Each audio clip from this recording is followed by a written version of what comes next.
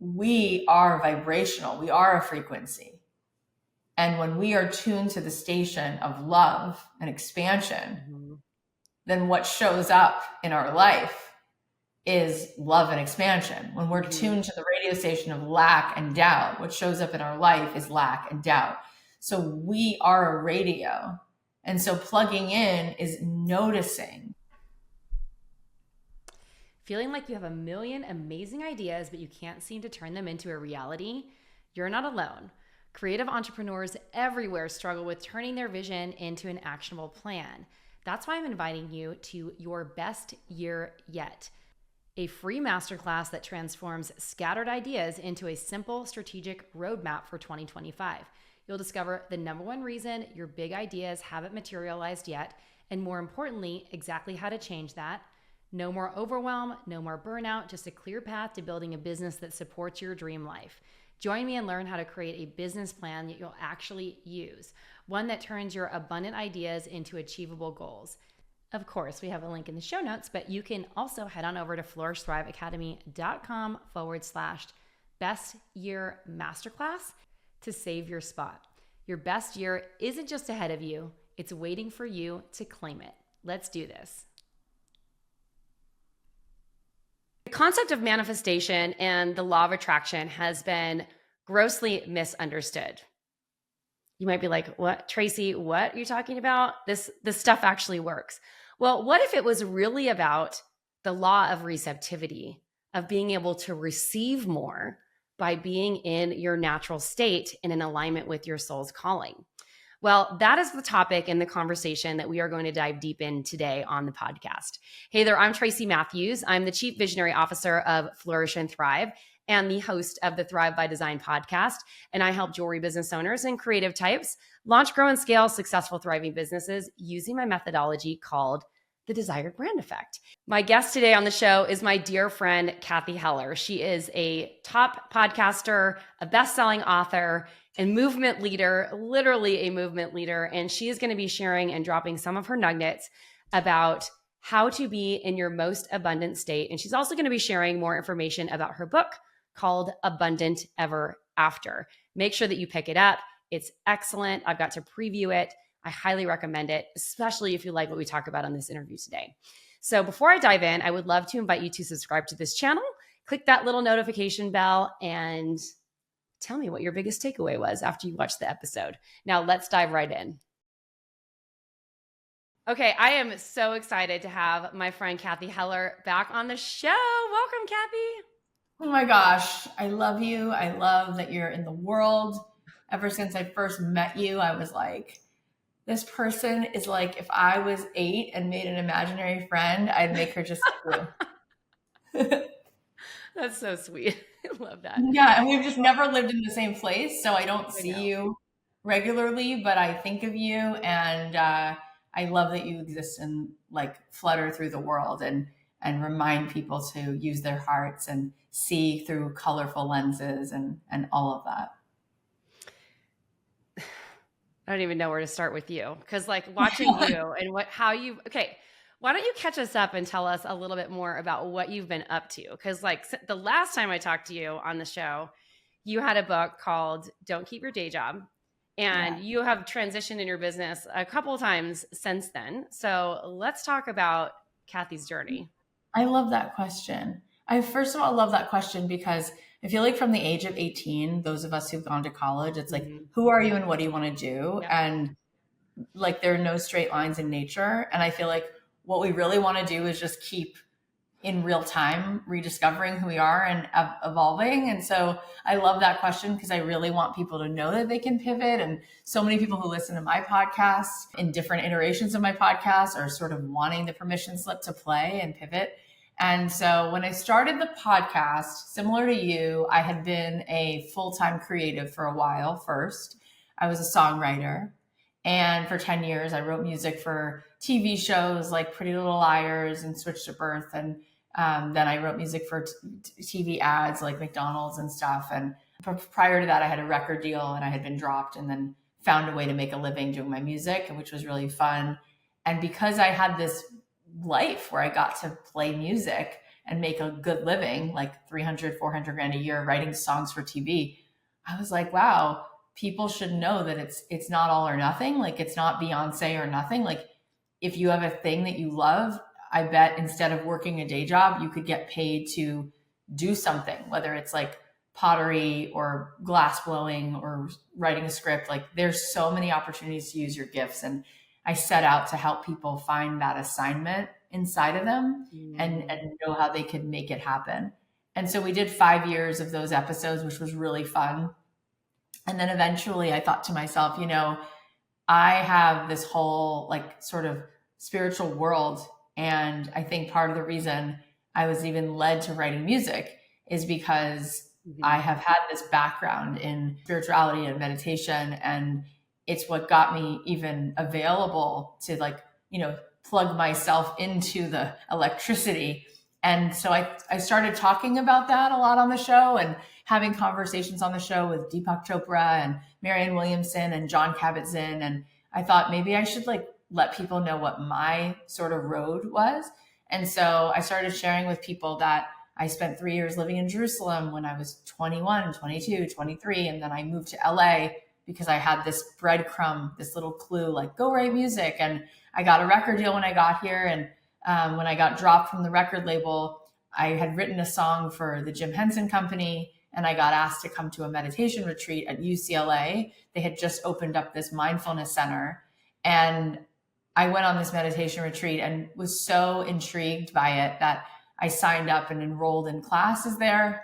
And then it was inevitable that in the following years, I would be able to quote unquote manifest things because I was tapped in, I was turned on. And so 5 years into my first podcast, I realized I think it's even more interesting to help people tap into flow state because from there we unlock all of our creativity and we all have this capacity to feel this feeling of abundance.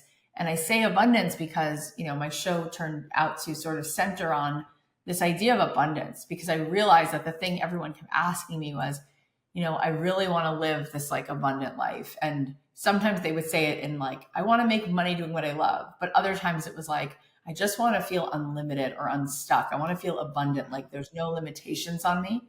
And what I realized is I could help people immediately find their way to abundance because within us all is sort of the doorway to abundance, which is, a lot of times people will say, I'll say, what do you want? And they'll say, I want to make more money, or I want a nice house, or I want a better relationship, or I want a Range Rover, or I want to go on a vacation. And all those things are really beautiful. And then I'll usually say, as beautiful as that is, I think you have way bigger dreams. I think you really want more than a pile of things. And even approval and relationships, I actually think you want something deeper, which is your own inner peace. And I think you want to tap in to the mystical in you. And I think you want to find within you that like creative flow, and you want to feel that equanimity, and you want to feel authentically integrated. And they're all like, yes. And so I've started, really diving into that. And my podcast became all about that. And I wrote a book that's coming out now, which is about that. And sort of in the book, I'm giving people, the tools that I learned so that we can plug into that wholeness, that feeling of being in our own abundance and that joy and that flow. And then you don't have to wait for something to happen to feel good. You can feel good because you choose to tap in. It's like if you had I say this in the book, it's like if you had a delicious waffle iron, but you never plugged it in. And so it just was this like clunky thing. But once you plug it in, you're like, oh my God, I can make yummy breakfast. It's like we are walking around unplugged. And when you actually plug into the way you're designed to plug in, you don't have to wait for anything. Because the fact of the matter is, if you have a list of things you want to achieve in your career or in your life, it's because of how you think it'll make you feel. And usually that feeling is a feeling of abundance, a feeling of being unlimited and free and flowing and just like, wow, that feeling, all of that. And so that is actually something you can plug into, and you're actually designed to plug into it. And when you do, that's when you become a magnet for all of the most amazing things to happen in your life. I have so many questions. And the first one is I like to go straight to the end, but like, how do you plug into this energy? It's such a good question. And I feel the same way. Like whenever I'm with someone who's interesting like you, all I think is I have so many questions, because I think one of the most delightful states of being is curiosity, and like, it feels so good to just, because I think there's nothing greater in any moment that we want than an expanded state of consciousness, like further awareness. And so when we're curious, it's like we want to keep expanding our capacity to see further. So I love that, having a lot of questions. And my answer to the question of how do you plug in, so obviously there's probably a zillion answers. My answer is, when I was in Jerusalem, my rabbi, David Aaron, explained to me that the universe doesn't work through the law of attraction. He said to me, have you heard about that? And I said, yeah, it was just starting to become really hip in the early 2000s. And I had heard that people were watching The Secret and all of that.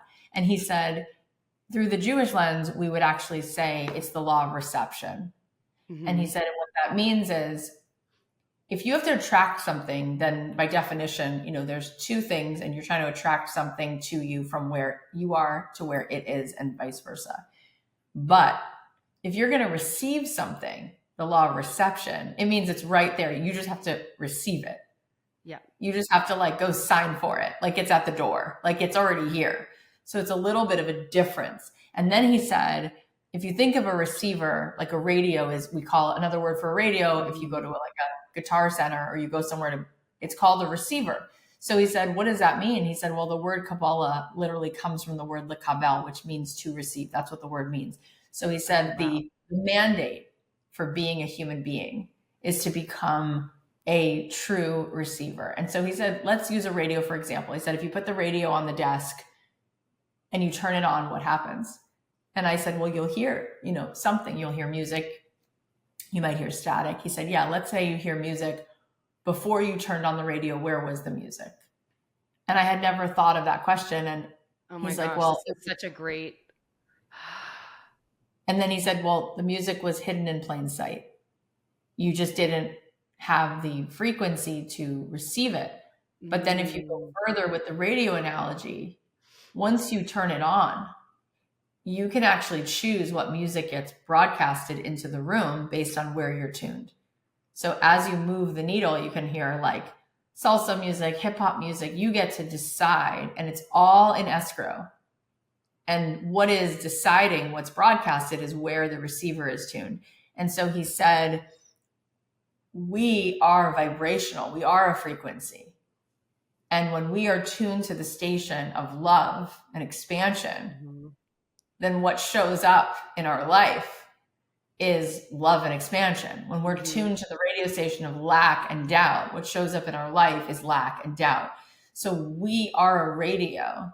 And so plugging in is noticing. And when you go deeper with this on a sort of mindfulness meditation level, which I then did that for a few years, is to understand that the mind is it's either got a hold of you, so you don't even have your own attention because you're in the blizzard of the swirling mind, or you are witnessing the mind.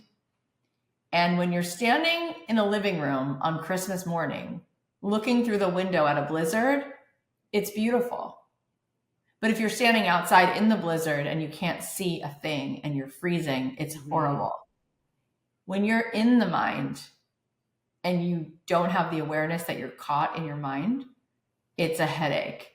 But when you are in the awareness and the witness consciousness, you can be mindful and you can be non-judgmental. And then it's really just beautiful, because what you notice is you are not the mind. You are what is witnessing the mind. And in that place, you connect with who you really are, like yourself with a capital S. And that part of you has wisdom. That part of you is beyond time. It's an energy. It's a frequency. It's what's felt in the field. It's your soul. and it has equanimity, and it's really creative because creativity comes from love. Creativity comes from wholeness, and it's not in lack. The mind is in lack. It's like, I need to prove my existence. I need to be worthy. I need da da da da da da. The soul, the essence of us, is got the radio on because it's plugged into the divine, because it's intrinsically a part of the divine, right? Like Rabbi Aaron says, you're only someone because you're some of the one, right? This You are one. like, we are the one. That's it. That deeper channel. I mean, depending. Yeah, you are. It's like every wave in the ocean is connected to each other. Yep. Each one is the same, and each one is the ocean, right? So when we love each other, we're really feeling the interconnectedness of our souls, and we're like, oh, I feel so connected to you, right? Because we're tuned to the same radio station. And it is amazing, isn't it? Like, the universe knows how to repair itself, restore itself. Like, if you get a cut on your hand, the other day I was opening the back of my SUV, and the back, went up, and there was a bottle of wine that had been in a bag, but it had rolled out, and it crashed on the floor, and I went to pick it up and I cut my finger. Oh, God. And my kids were like, oh my gosh. And it was actually quite bad, the cut. But my husband, as much as I give him a hard time for being so overly cautious, he had this glue for your fingers that we had once gotten in the ER. He bought it. So my kids knew we had it, and it actually worked. Like, in the old days, I would have gone to the ER to get a stitch, but now they have this special glue that you can have on hand. But the reason I bring it up is because it was such a bad cut. I put this special glue on my hand. It was it's actually a powder that turns to a glue. Anyways.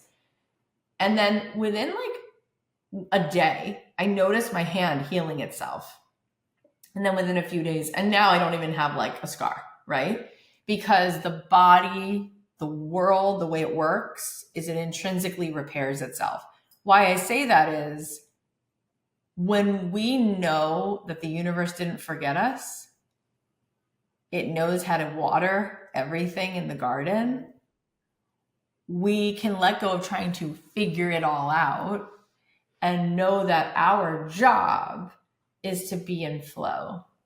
And when we're back in homeostasis and we're back in flow, we're not in fight or flight, we're not in our minds, we're just in our hearts, we will be led.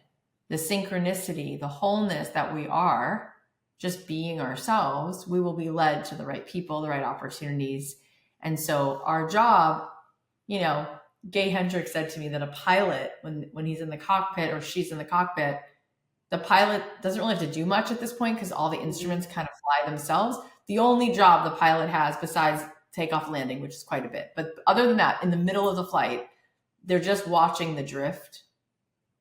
How when the flight gets off its path, they bring it back. And that's really our job. Throughout the day, throughout your life, notice the drift. Did you get back in your mind? Are you back in the analytical trying to figure it out? Come back into your only job, which is, I found my equanimity again. I'm sitting beside the river. I'm breathing in wholeness. I'm drinking in joy. I'm playing. And then the universe will take you on your flight path. So once again, so many questions have popped up, not writing them down, but I'm going to try to remember them. One statement though, that you said something earlier about being in your heart, and that's when you're creative and in flow. And the thing that I think is really important to mention is that one of the highest form of self-actualization is actually creativity, or one of them. It's in the top of Maslow's hierarchy of needs, which is, I think, so important. We forget that because when you're saying creativity, when you're saying in flow, I think being your most creative being, 100%. in the energy of who you are at your essence.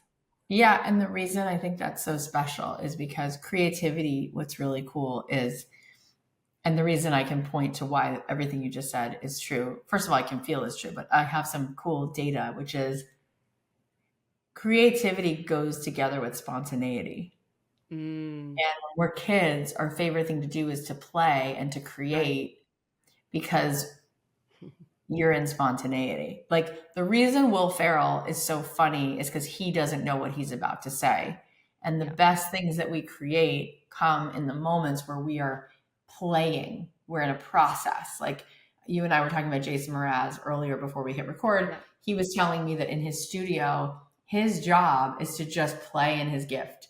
So he said if somebody came into his studio, they would think he was like a crazy scientist because there's like a half-eaten avocado on the piano.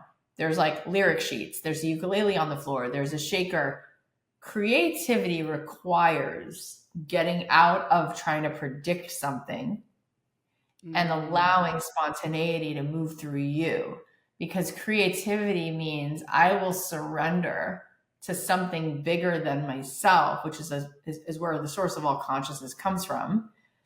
And then it writes itself through me. Like I get an idea, I don't know where it came from. It's a creative download. That download only comes in when you let go of the analytical mind. And so it is a high state of being.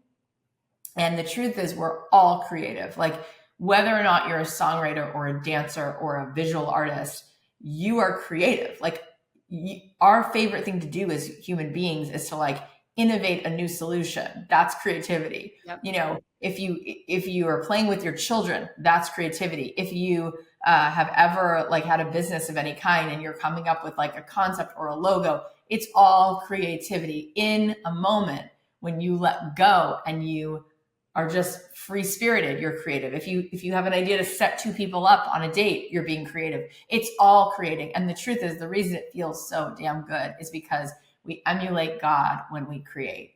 When we feel that we turned nothing into something, it is the most awesome feeling. And you know, like Esther Hicks would say, you're just the favorite thing for a human is to turn a thought into a thing, turn a thought into a thing. Oh, so you're my creating favorite thing. all the time. There's so much in there. So much in there. It's like, okay. So one of the questions I had from something you said earlier was, this is all great in theory. People are going to be like, well, you know, yeah.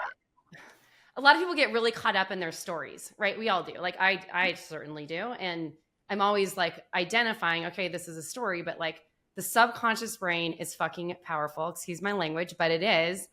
And it wants to bring us back to safety all the time, to, you know, playing small, to being this thing, or to operating out of fear or in fight or flight. So how do we overcome that? How do we move beyond that? First of all, that is the single biggest thing that we're all up against. That is beautiful too. Just to remember you're not alone. That's what we're all doing. You know, the mind loves us so much. It doesn't want us to be vulnerable. So it tells you, don't do that. Someone might reject you. That could hurt. So don't do it. Or don't do that because you might love that person. And then if they don't love you back, you'll hurt. Like your mind wants to protect you. So it thinks it's helping you, but really your soul feels safest when it's available for the full experience of being alive. Because it wants to be alive and it's okay with it, all of its feelings. And it knows that there's wisdom even in pain. So that's the difference between your soul and your mind. And then the question is, but it doesn't feel good to be ruled by our minds. No, it doesn't. And most of the time when we are unaware, we are just being run by an unconscious program. And so it really is helpful to remember, to have the awareness that the mind runs an unconscious program, which is what it tells you that you think and believe. And based on what you think and believe, it makes you feel a certain way. And based on what you think and feel and believe, you choose what you're going to do. And then your whole life becomes usually a Groundhog Day because you think what you felt yesterday, you behave that way, and then the results are the same. So just being conscious of that, first of all, is really helpful because now you can become the mind. And instead of this unconscious screensaver sort of running the show, making you think and feel and do what you've been doing, you can stop. And I often say to people, I say this in the book, like the same way that you select how you want to dress in the morning, stop, be conscious, and select how you want to feel. And close your eyes and ask yourself, like, what would ease feel like? What would joy feel like? What would surrender feel like? And then can you live your day from that place? And can you be available for a mystical experience? And then, starting with that little practice, can you increase the moments where you're conscious every day? Maybe you have a meditation practice that's 5 minutes. Maybe you listen to a 3-minute sound bowl. Maybe you take a walk outside and let nature be your teacher. But really getting honest that the brain will take you on an unconscious ride that is the repetitive thought, feeling cluster of what you thought and felt yesterday and the day before is helpful, because you want to break from the personality that you've been pretending to be in exchange for who you really are, which is not that predictable personality. It's when I meditate, I go into a place where I am nobody, nowhere, and no time, because your soul's not a body. No. And the truth is, once you've thought and felt a certain way over and over and over again, you've actually programmed your body to feel safe with a certain amount of self-doubt, because cortisol comes with every thought of negativity, and it's more addictive than nicotine. So now it's not just your mind you're up against, you're actually up against your body. And when you start to feel good and in flow state, your body goes into withdrawal. It actually wants the cortisol back. And so it takes a few days, just like getting off sugar, to tell yourself, no, it's safe. You're okay. You're not going to get the shame and self-doubt from me. You're going to be safe, tolerating feeling flow and synchronicity and joy. And then you actually watch the brain build new neural pathways so it can tolerate longer periods of ease. And you just get better and you build on that and build on that. And longer, because I was going to ask you, like, how do you stay in flow state for so long? Because who's the guy? What's the original guy? I can't remember his name, but who talked about flow state? Do you know? Oh my gosh. I know. Who is that guy? Do you know what I'm talking about? He has an interesting name. But anyway, they talk about getting into flow state for like 90-minute periods. But it sounds like what you're talking about is like days of flow state. Am I getting that right? Yeah. And the reason, okay, I'll tell you how I do that is I literally deliberately don't overthink things. And so when you just keep throwing spaghetti at the wall, you're already there. So you can't not be in flow because you're already there. Like, I'll say to my team, let's do this. They're like, okay, in like 6 months. I'm like, no, right now, go. And so then it's all spontaneous because you're like a build a plane while it's flying person. Exactly. And then as soon as I've mastered it, I'm like, well, now I'm in predictability. So I want to do something else that's unknown.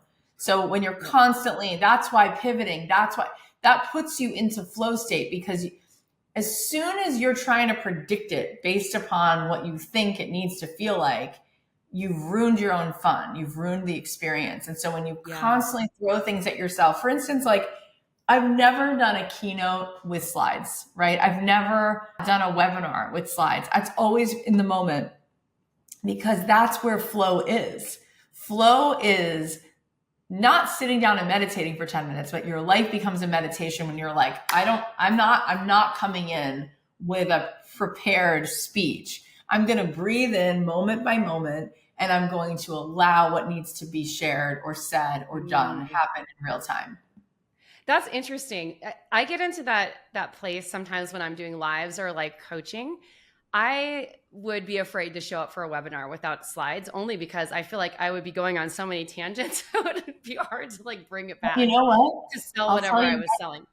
In my opinion, first of all, I really admire when somebody's a really good teacher and they start in one place and they end in one place, and you really feel like you've gotten this coherent message. I think that's beautiful. So there's real beauty to that. You know, like there's something to be said for going to a Broadway show and they know act 1 and act 2 and they just keep optimizing it, making it better and better and better.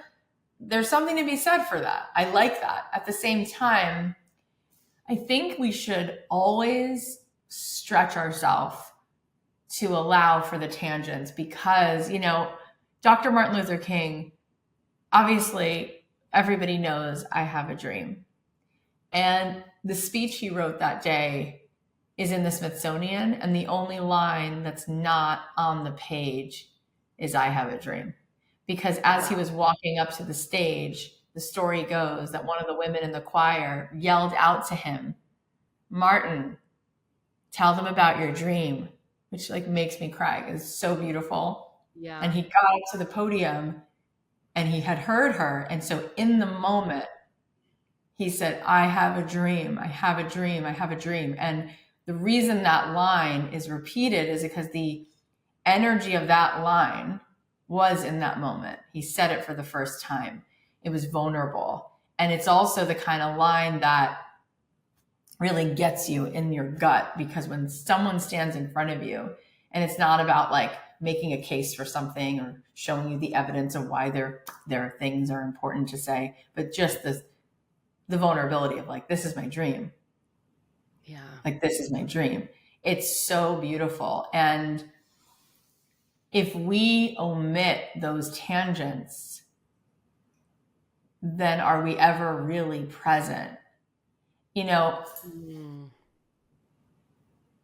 at the end of the day, like, that's the most intoxicating thing, is like being with another person and just fully being alive. Mm-hmm. My friend Mark Grove says that all day long, people choose between authenticity or belonging. And 90%. Oh, that's interesting. Yeah. And he's like 90% of the time they choose belonging because they want to be liked. They want to get it right. They want to belong. But by definition, if you're not authentic in the moment, then you just abandon yourself. So you don't even belong to the other person, because you don't even belong to you. So you belong to no one.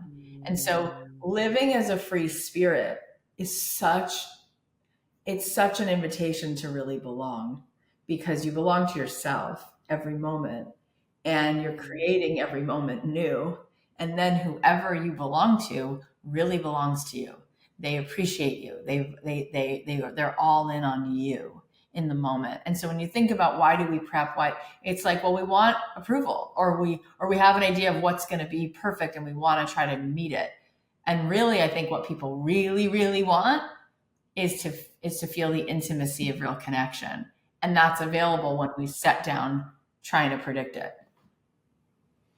Interesting. You know, something that came up while you were talking, and first of all, that makes so much sense, because here's the thing, especially if you're like a leader in your industry, or you're trying to attract customers or whatever, we're talking to a business audience or whatever, you trying to fit in. I think of belonging sometimes as like being accepted or fitting in, instead of being a leader of the next thing, which I feel like is more authenticity. The more authentic you are and the more real you are, the more you're going to attract those right people anyway. Yeah, I think it's so fascinating, right? Because so much of this, my friend, Susie Moore, she shares this. I think in such I love Susie. I know you love each other. She says, like, it's not a problem if people don't like you, because that's normal. Like, none of us like every person. None of us like every flavor of ice cream. None of us like every city or every piece of music. Like, we all have likes and dislikes. So it's not a problem for someone not to like you. It's a problem that you think it's a problem. And I would go even further and say, by definition, if you are authentic, which means you're you, which means you are an individual, it means you have a point of view. And some people have the same one. Some people don't. So if everyone likes you, it's an indication that you're people pleasing and you haven't been true to yourself somewhere along the way. Mm-hmm. Because not everyone has the same point of view with everyone else. And it's such a cool experience to have haters, because you're like, oh, of course, that's healthy. I shouldn't like every flavor of boba that my kids like. I don't even like boba, right?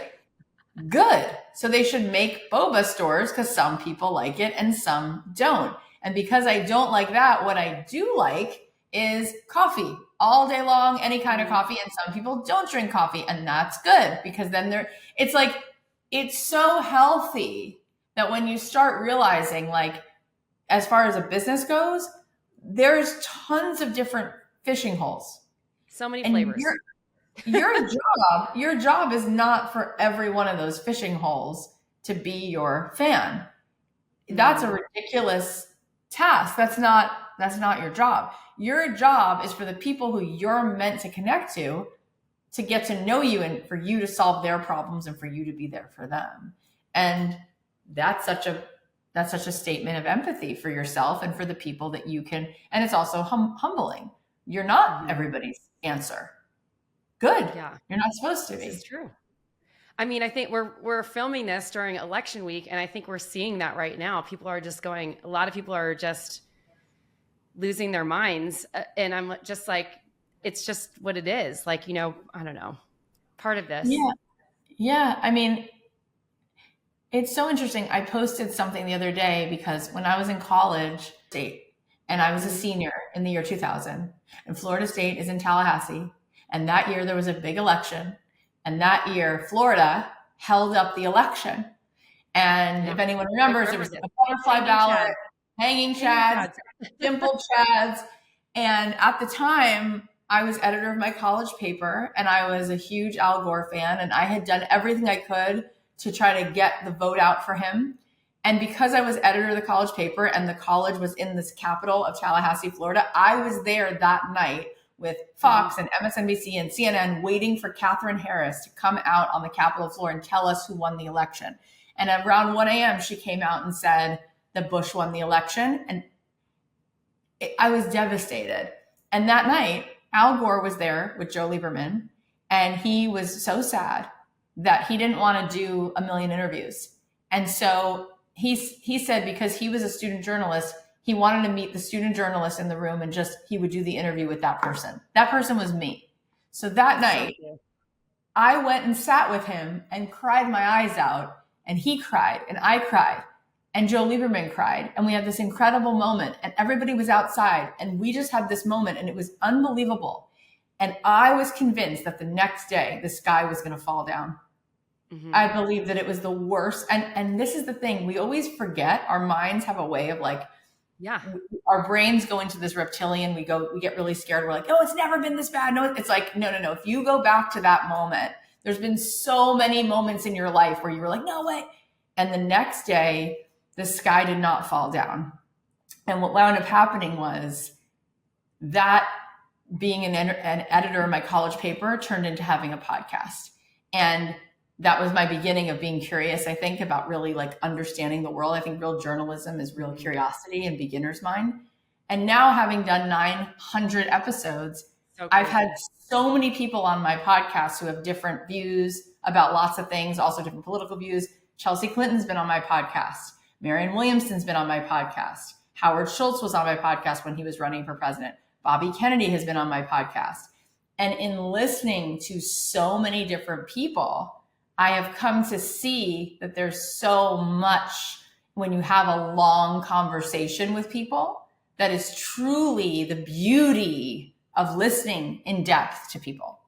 And so I've come to see that our real job is that we're constantly being invited to unite and to know that it's good to not live in an echo chamber, and to know that we wouldn't want everyone to think the same, because we get way better ideas when we have people who don't think the same.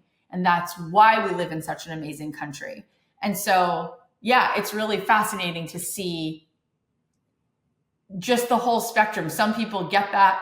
Some people get really scared. Some people judge other people. And then what you realize is no matter where you live, where you actually live is in your own mind.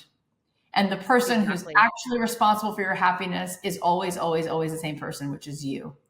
And as much as you want to change the world, what have you changed inside of yourself? What have you changed inside of your own living room? How much peace have you created in your family? How much peace have you created on your street? How many people do you take the initiative to go listen to and understand? And I think that if you really boil it down, I think every human being, not just Americans, are not red or blue. They're purple. We're all a mixture of things. And I would love to see there be a purple party. But the point being, I really think we are purple. And I think that that's the beauty of all of us being together, is that we're forced to have to listen to each other. And I think that is our only step forward. You can't say to yourself, oh, half the country is my enemy. It's like, no, this is the job. This is your family, one for all for one. We're going to have to learn to listen to each other. And I believe, and people are going to say, you're just crazy optimistic. I believe no matter what, whether we're talking about business, whether we're talking about politics, I believe that the universe is magical. I believe, like I said before, that everything happens for us. Everything. Even contrast is a gift, because the contrast in our lives helps us know who we want to be, what the purpose is for. It's all like, I look back at my childhood. It's like my parents got divorced. My dad cheated. My mom tried to commit suicide. All of that, I look back and say, thank you to all of that for helping me become exactly who I am today. And I wouldn't write it differently.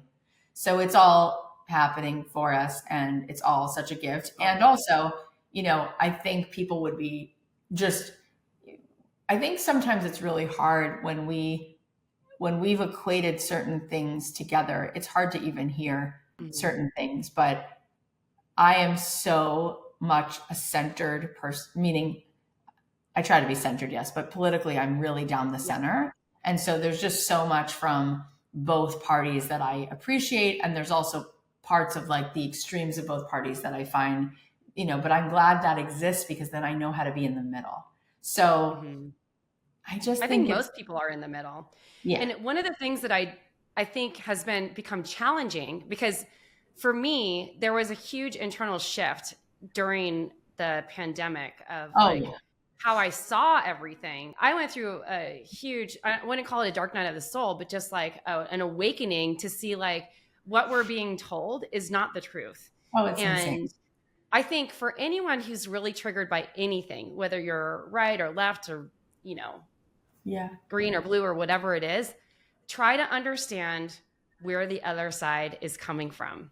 Because I don't think that one or the other side is evil. I think that they're not curious, right? Like, as you were saying.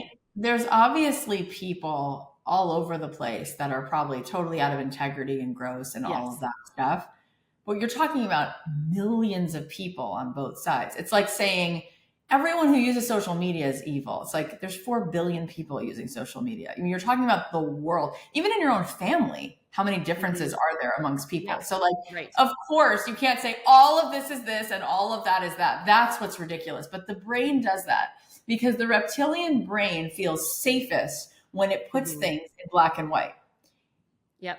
It wants to do that because it feels a sense of control. Like, I'm not this, I'm all this. But the truth is, in a relationship of any kind, it's usually the gray. And that's usually where the growth edge is. So that's what I think. But I agree with you. I think during the pandemic, a lot of people woke up and started saying, I don't really enjoy the media. I don't like it. I don't feel like it's honest. I think what's really cool, since we're on a podcast, is that the real media has become podcast, because when you have a long form conversation with someone, you really wind up getting it. When you just read 3 sentences on TikTok, you missed it, right? Like, you need to really listen in order to feel like you understood something. And I think the fact that Rogan does 3-hour interviews, like, so good. That's the best thing ever. And like, any sit down, real intimate conversation is where we need to be as human beings. We need to come back to the table and listen, learn to listen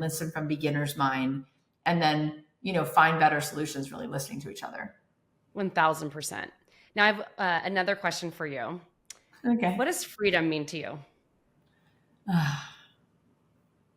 Freedom is being free of whatever the part of me that's scared wants to control. It's like, just let go. Just surrender.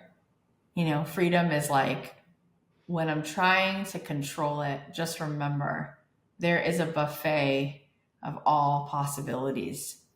And it just feels like such ease in my body to let go of trying to force or control, because the universe can bring you what you need in an unlimited amount of ways.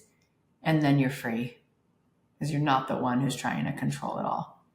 I think fear and control are the same thing. Mm-hmm. That's true.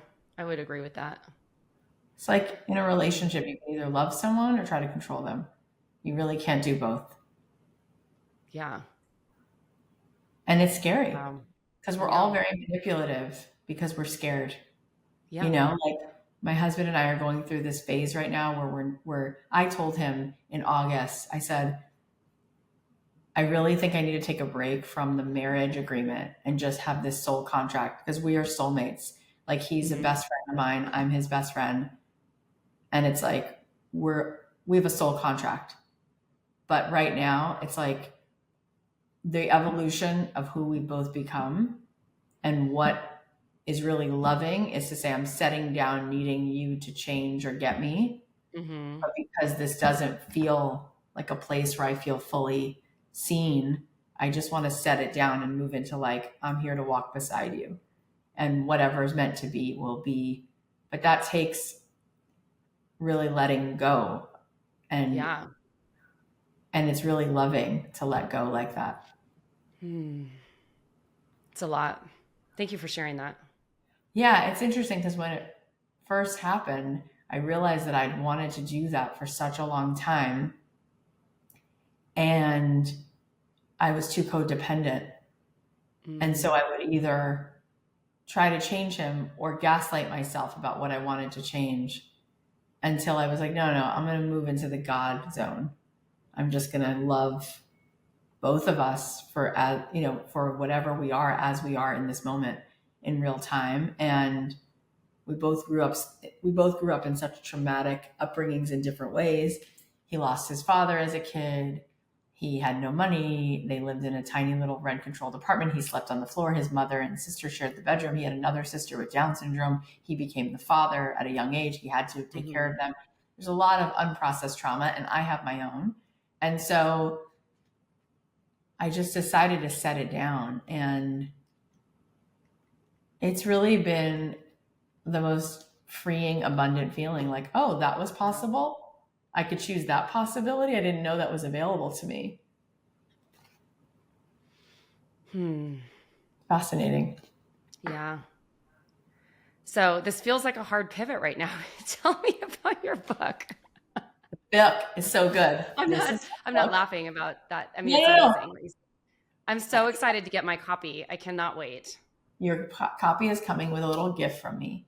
I love this book. I love that I literally had the discipline to write it because I'm such an in the moment person that it Mm-hmm. makes me anxious to prepare and to write and to codify like these are the pages and this is what I'm saying, but it's actually really healthy to do that and then let go and say, and if I want to say something else, I'll write it in the next book. Like, let's just put this out here. Mm-hmm.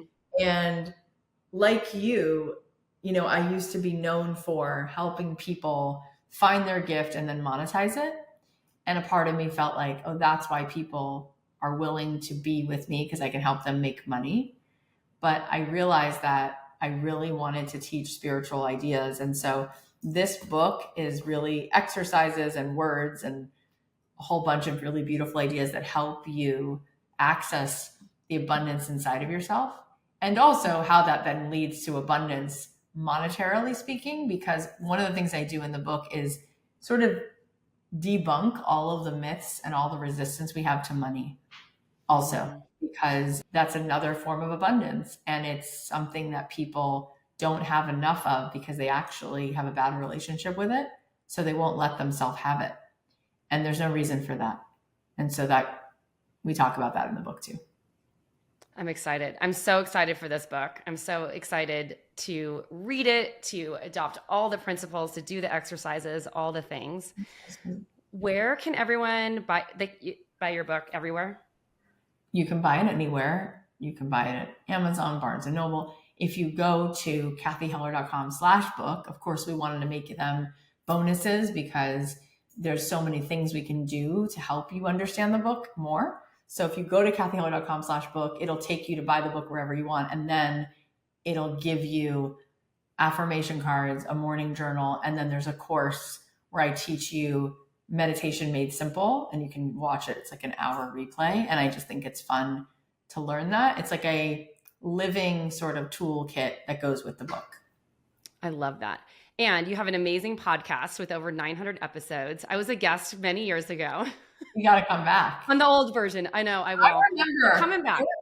Your episode is one of, I think, 3 episodes ever where I actually started taking notes because you were dropping such wisdom. And I was like, oh my God, oh my God, oh my God. And it's not just what you said, it's how you say what you say, because you're a really magical being. So I got to have you back on and we'll talk about all the new things. I'm excited. Cathy, thank you so much for being here. I love you so much. You're the best. Thank you. So much fun. Thank you so much for listening to the show today. This is Tracy Matthews signing off. Until next time, if you want to learn more from Cathy, make sure that you pick up her book, Abundant Ever After, and also subscribe to her podcast, Abundant Ever After. She is such an amazing interviewer. She's interviewed some of the top talent in the world, so definitely go check that out. Ciao for now. If you're loving these strategies for business growth, I want to invite you to something special. Your Year to Thrive is your complete blueprint for turning inspiration into real-world transformation in 2025. This isn't just another business planning program. We start with your vision of an ideal life and build your success around what truly matters to you. No more scattered ideas or overwhelming to-do lists. Inside, you'll discover the proven Evolve Blueprint, my step-by-step system to turning your biggest dreams into inevitable success. From a clear vision to confident execution, you'll finally have the roadmap you've been looking for. Your Year to Thrive is open for enrollment right now. Join us and make 2025 the year everything changes. Head on over to flourishthriveacademy.com/thrive to learn more and secure your spot. Let's truly make this your year to thrive. We got you.